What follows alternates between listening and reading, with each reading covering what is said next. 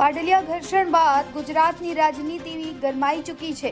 જમીન વિવાદને લઈને સર્જાયેલી હિંસક ઘટના બાદ હવે મહેશ વસાવાનું નિવેદન સામે આવ્યું છે। તેમણે કહ્યું છે કે હવે તો આદિવાસી પણ ભણેલી પ્રજા થઈ ગઈ છે। આદિવાસી ક્યારે હિંસા નથી કરતી। વધુમાં મહેશ વસાવાએ આદિવાસી ધારાસભ્યો અને સાંસદો પર પણ નિશાન સાધ્યું છે અને તેમણે કહ્યું છે કે હવે તમામ સમાજના અગ્રણી અને નેતાઓને બોલવું જોઈએ। આદિવાસીઓના કોઈ નેતા નથી। આદિવાસી ધારાસભ્યોએ બોલવું જોઈએ, આદિવાસી સાંસદ સભ્યોએ બોલવું જોઈએ અને આદિવાસી સમાજના આગેવાનોએ બોલવું જોઈએ। કેમ બધા ચૂપ છો?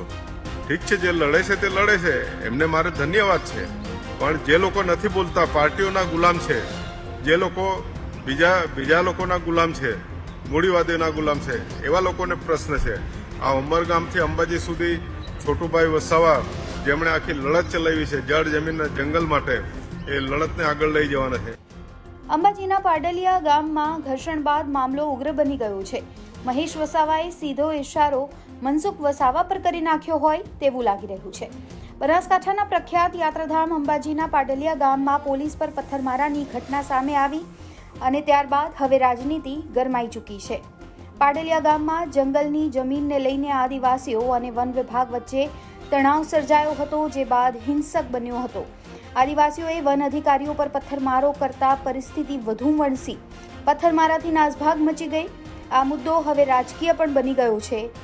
એક બાદ એક નિવેદનો નેતાઓના પણ સામે આવી રહ્યા છે। આ બધાની વચ્ચે બીટીપીના નેતા મહેશ વસાવાનું નિવેદન સામે આવ્યું છે। શું કહી રહ્યા છે, કોના પર તેઓ નિશાન સાધી રહ્યા છે, સાંભળીએ। ખાસ કરીને ઉમરગામ અંબાજીથી આદિવાસી મોટી વસ્તી વસે છે અને પહાડો જંગલોમાં વર્ષોથી અનાદિકાળથી વસનારી આ વસ્તીને જ્યારે ગુજરાત સરકાર હોય કે ભારત સરકાર હોય કે મૂડીવાદી કોઈ પણ સરકાર હોય, આ લોકોએ હંમેશા આદિવાસીઓને વિસ્થાપિત કરવાની વાત કરી છે। ડેમ બનાવવાના હોય કે આ વિસ્તારમાં ખાણ ખનીજ એ કરવાના હોય, મોટા જીએમડીસી જેવા પ્રોજેક્ટો નાખવાના હોય, ઝીંક પ્રોજેક્ટ જેવા નાખવાના હોય, તો આ લોકો હટાવવાની અને મોટા આવનારા સમયની અંદર જે સ્ટેચ્યુ ઓફ યુનિટી બનાવી એના પછી ટ્રાઇબલને જે ગ્રીન કોરિડોર બનાવવાની વાત કરી છે, બોમ્બેથી સ્ટેચ્યુ સુધી સાપુતારા થઈને, એવી જ રીતે ઘણા રોડો બધા થવાના છે ને એમાં આદિવાસીઓ વિસ્થાપિત થવાના છે। એટલે ખાસ કરીને અંબાજીની અંદર જે વસ્તુ આજે બન્યું છે, આ એક ભાગ છે। આજે વિધવાબેન વર્ષોથી ત્યાં ગાડી બધા આદિવાસી પાડલિયા ગામની અંદર રહી છે વર્ષોથી, ને એનું જ્યારે ઘર તોડી કાઢવામાં આવ્યું, કેમ કે જંગલની જમીન હતી તો એને 4 ગુંઠા આપવામાં આવ્યું, પછી એ ઘર એમાં હતું, કૂવો બનાવવામાં આવ્યો। એ કૂવો ખોદતા એનો પતિ કૂવામાં પડીને મરી ગયો ને બેન વિધવા થઈ ગઈ અને એ પોતાનું બલિદાન આપ્યા પછી બી એ કૂવો જંગલ ખાતાએ પૂરી દીધો, ઘર તોડી નાખ્યા। શું આદિવાસીઓના કોઈ નેતા નથી? આદિવાસી ધારાસભ્યોએ બોલવું જોઈએ, આદિવાસી સાંસદ સભ્યોએ બોલવું જોઈએ અને આદિવાસી સમાજના આગેવાનોએ બોલવું જોઈએ। કેમ બધા ચૂપ છો? ઠીક છે, જે લડે છે તે લડે છે, એમને મારે ધન્યવાદ છે, પણ જે લોકો નથી બોલતા, પાર્ટીઓના ગુલામ છે, જે લોકો બીજા લોકોના ગુલામ છે, મૂડીવાદીઓના ગુલામ છે, એવા લોકોને પ્રશ્ન છે। આ ઉમરગામથી અંબાજી સુધી છોટુભાઈ વસાવા જેમણે આખી લડત ચલાવી છે જળ જમીનના જંગલ માટે, એ લડતને આગળ લઈ જવાના છે। અમારા બિરસા દાદા પણ દેશ માટે લડ્યા, ગોરા અંગ્રેજોની સામે લડ્યા અને જમીનદારો સામે લડ્યા।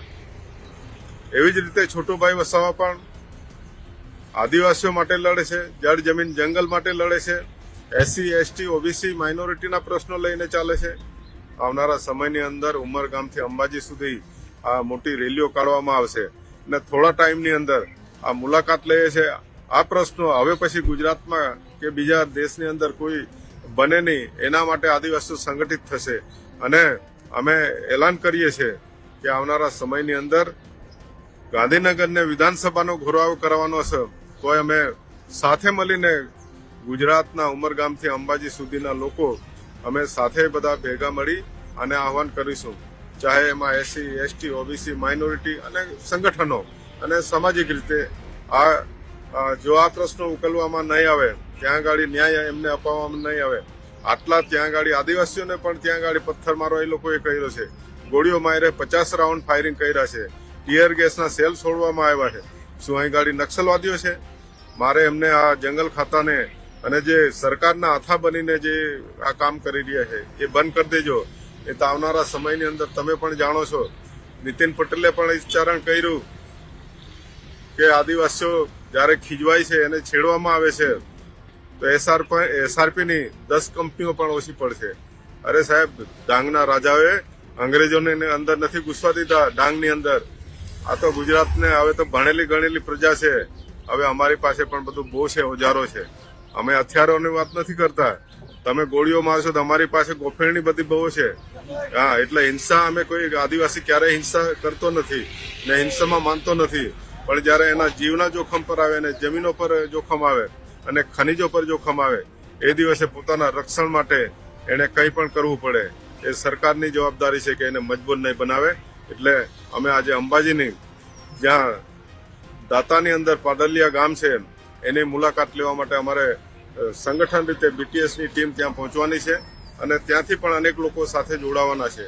તો એમને કેવી તકલીફ છે, શું છે એ જોઈ અને આગળના પ્રોગ્રામમાં અમે આપીશું. ત્યારે આ મુદ્દો હવે આવનારા દિવસોમાં શું વળાંક લે છે એ જોવું રહ્યું. બ્યુરો રિપોર્ટ, ગુજરાત તક.